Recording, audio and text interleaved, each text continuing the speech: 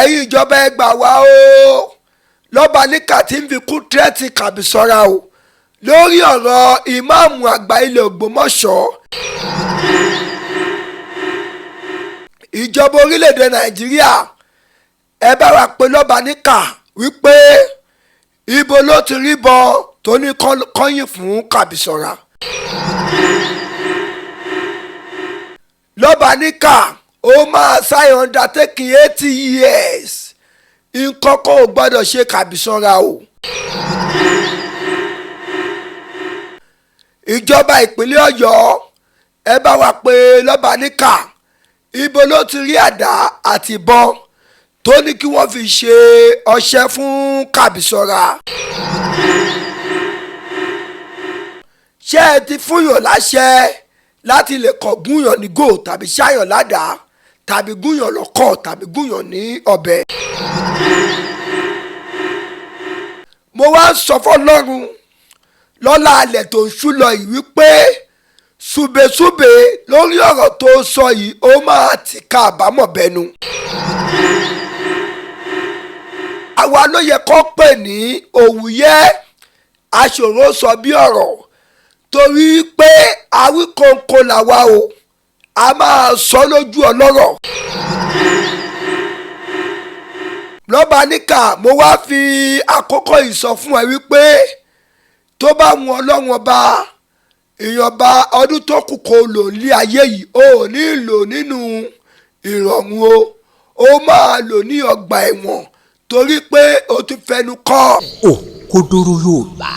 tẹlifíṣàn.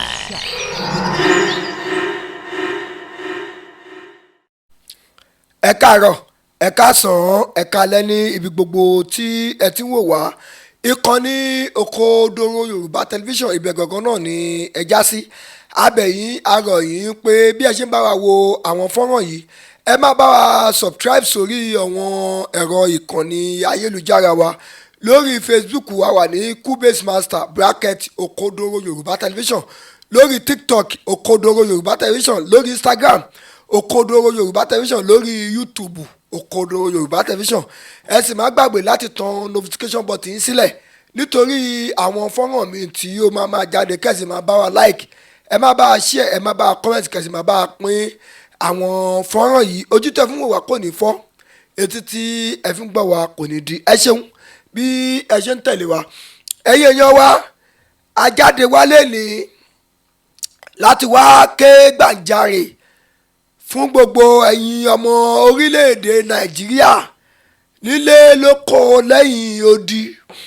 àti ẹ̀yin ọmọ Ògbómọ̀ṣọ́ ní àpapọ̀ wípé Lobanika ó ti ń fi ikú ó fi ń tírẹ́tìn Kabisanra o. Àwọn èèyàn wá sọ pé báwo ni ó ṣe ń fi kú tírẹ́tìn Kabisanra ó sọ wípé tí Kabisanra bá ti wọ Ògbómọ̀ṣọ́ táwọn èèyàn bá ti rí ẹni bá ní ìgò lọ́wọ́ kó gún Kabisanra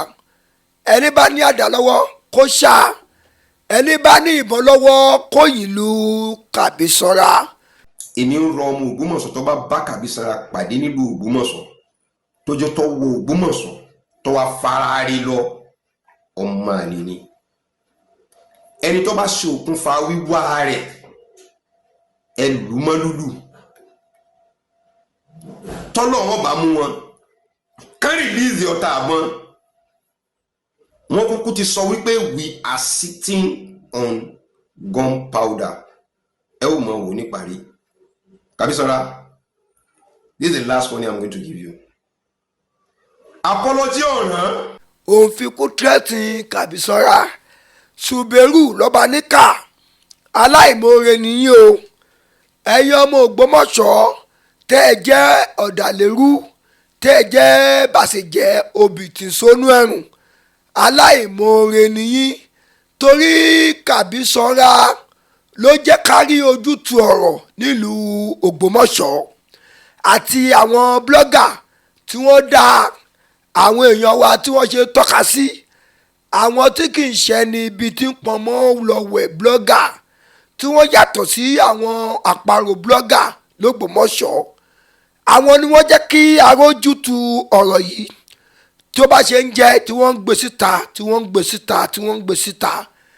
tí wọ́n SUBERU wà lọ ànáùnsì tó lọ ti ojúlé tójúlé tó lọ sọ fún gbogbo ọmọ Ògbómọ̀ṣọ́ tó tún ṣe fídíò tó post ẹ̀ wípé ibi tó bá ti rí Kabisanra ní Ògbómọ̀ṣọ́ kí wọ́n gún kí wọ́n ṣá kí wọ́n yìn níbọn. Ìjọba orílẹ̀-èdè Nàìjíríà ẹ bá wa pé Lobanika wípé ibo ló ti rí bọ́n tó ní kọ́yìn fún Kabisanra. Ìjọba ìpínlẹ̀ Ọ̀yọ́ ẹ bá wa pé Lobanika ibo ló ti rí àdá àti ìbọn tó ní kí wọ́n fi ṣe ọṣẹ́ fún Kabisanra. Ṣé Lobanika ṣùbẹ́ṣùbẹ́ ṣó ti gba láńsẹ̀sì ìbọn ni tó fi sọ pé kí wọ́n yìnbọn lu Kabisanra. Ìjọba ìpínlẹ̀ Ọ̀yọ́ ṣé ẹ ti fúnyàn láṣẹ láti lè kọ́ gúnyàn ní gò tàbí ṣáyàn ládàá tàbí gúnyàn lọ́kọ̀ tàbí gúnyàn ní ọ̀bẹ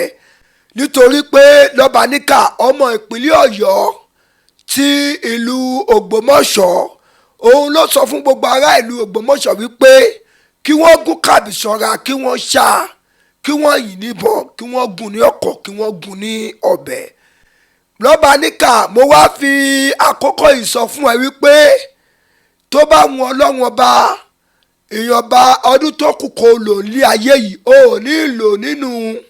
ìrọ̀rùn ó máa lò ní ọgbà ẹ̀wọ̀n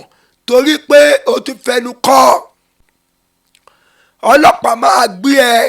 ọ máa ní kó o sign undertaking 80 years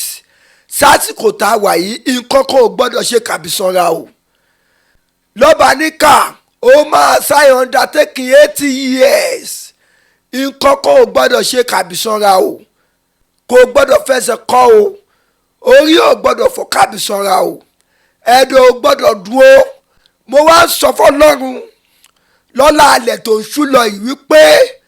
ṣùbẹ́ṣùbẹ́ lórí ọ̀rọ̀ tó sọ yìí ó máa ti ka àbámọ̀ bẹnu. SUBERU Lobanika ìwọ tí bàbá ti kọ̀ lọ́mọ lórí ọ̀rọ̀ tó sọ sí Kabisanra yìí ó máa ti ka àbámọ̀ bẹnu o. Òun mo ṣe máa ń sọ fún wa yìí pé gbogbo sọ̀rọ̀sọ̀rọ̀ kó máa rántí ẹni tó mọ̀ gbọ́ tẹ́yìn bá sọ 1 àwa àbáyé sọ ní 50 o nítorí pé iṣẹ́ tiwa ni ọ máa ń yọ̀rọ̀ sọ lọ́dọ̀ wa ni ọ máa ń yọ̀ nǹkan sọ lọ́dọ̀ wa ni. Àwa ló yẹ kó pè ní òwúyẹ aṣòro sọ bí ọ̀rọ̀ torí pé àwíkòǹkò làwa o a máa sọ lójú ọlọ́rọ̀ tọ́lọ́rọ̀ bá gbọ́ kí ni babalàbà ba ẹni ọlọ́rọ̀ tó kí ló fẹ́ fi wá ṣe. Lobanika ọ̀rọ̀ tó sọ yìí tó sọ sí Kabisanra yìí ó máa ti ka àbámọ̀ bẹnu. Ẹ̀yin ìjọba Egbawa o Lobanika ti ń fi kú tírẹ́tì Kabisanra o lórí ọ̀rọ̀ Imam àgbà ilẹ̀ Ògbómọ̀ṣọ́ Sheikh Dr. Tọ́líà Yunisa Ayilara II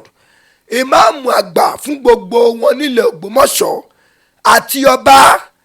àti ìjòyè. Lobanika bóyá ló ti ẹ̀gbọ́n nǹkan tí ẹ̀gbọ́n Imam wa sọ bàbá wa Sikirulai Ayilara ó gbọ́ nǹkan tí wọ́n sọ wípé olórí ọmọ kọ́lé àwọn ni Imam àgbà ilẹ̀ Ògbómọ̀ṣọ́. Ẹ̀yin lẹ̀ ń bá nǹkan jẹ́ látara wípé Kabisanra jẹ́ kárí òótọ́ ọ̀rọ̀ báyìí ó wá fẹ́ kú tírẹ́tì ẹ̀ ó ní scot-free lórí ọ̀rọ̀ tó sọ yìí ṣùbẹ́ṣùbẹ́. Ẹ̀yin èèyàn wá káàkiri gbogbo àgbáńláyé ẹ̀yin tẹ́ ẹ jẹ́ olólùfẹ́ Òkodoro Yorùbá tẹlifíṣọ̀n ẹ̀yin tẹ́ ẹ jẹ́ olólùfẹ́ Kabisanra media ẹ̀yin tẹ́ ẹ jẹ́ olólùfẹ́ Sheikh Dr. Tọ́líà Yunisa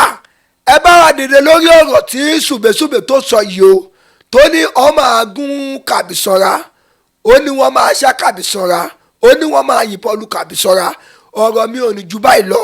Gbàǹjarè làwọn ké síta kẹ́ ẹ lè gbà wá kọ́ máa fẹ̀mí Kabisanra ṣòfò kò ní ju báyìí lọ lórí ètò lẹ́nìí Òkodoro Yorùbá tẹlifíṣọ̀n ẹ máa bá wa tẹ̀lé ẹ bá wa comment ẹ bá wa share ẹ bá wa pín fọ́nrán yìí kó kan ṣùbẹ́ṣùbẹ́ lára ojú wa ò ní fọ́ etí wa ò ní di. Òkodoro Yorùbá tẹlifíṣọ̀n ire o. ohun ọ̀tún dúró dè ọ́ ń bẹ̀ Òkodoro Yorùbá tẹlifíṣàn.